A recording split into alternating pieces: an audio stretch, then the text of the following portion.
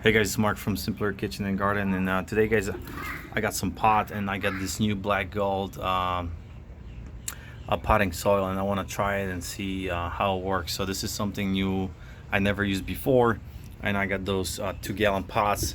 And what I'm gonna do today, I'm gonna be repotting. I'm trying to get rid of all the plastic pots, guys. I've been having a lot of problems, especially with my Mayor lemon tree here. You know, those plastic pots are just the garbage. You know, you want something that is a clay that they can actually, transmit moisture out. And you know, they say even it lets the air in. I'm not sure if it's true or not, but and also here, guys, I don't know if you've seen my last video, but I potted those, I planted those hot peppers, cayenne peppers here.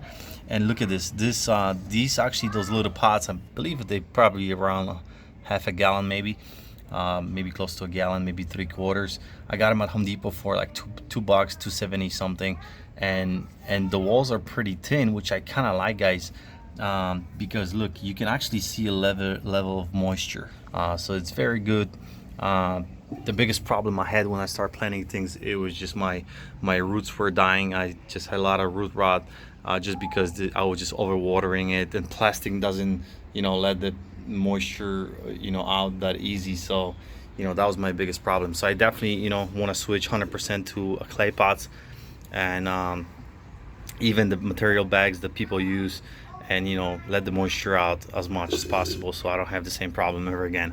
So guys, what I'm gonna do today is I'm gonna use this, and I'm gonna add some fertilizer, and I'm just waiting for I just ordered on Amazon some more worm castings, and I'm just gonna add it. Also, actually, this one right here, when you see on the bottom, it actually has castings in it, but I still want to add some, just because that's something I like to use, and I want to add something that is more better quality than whatever they probably added here. So I'm gonna go ahead, guys, and what I'm gonna do here, I'm gonna take those one from the plastic pots right there, and what I'm gonna do, guys, I'm gonna plant them probably somewhere around here, this area. And just because when you plant your tomatoes and the stem gets longer and longer, the bottom of the stem, the whole stem actually has this little hair, from the pretty much bottom to the top, and every hair is a potential, a root.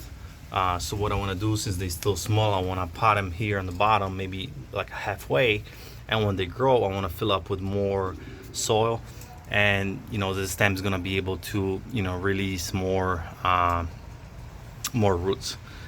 So that's the plan, guys. So I'm gonna pause it here for a second. I'm just gonna fill it up very quickly. I'm gonna show you guys the end of it. Alright, guys, so what I did here, I just filled maybe 1/4 of a pot, maybe a little bit less. What I'm gonna do is just add 1 tablespoon of this fertilizer here. I don't want to add it too much, just because I know there's worm castings, and there's just enough fertilizer nutrients just for now to plant to kind of get going.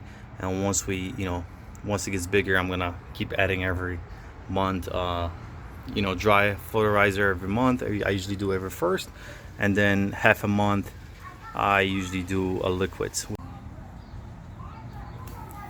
Alright, guys, so this is a final product here. As you can guys see here, I planted this tomato approximately halfway down, and as it grows, I'm gonna keep filling with the remaining of the potting soil.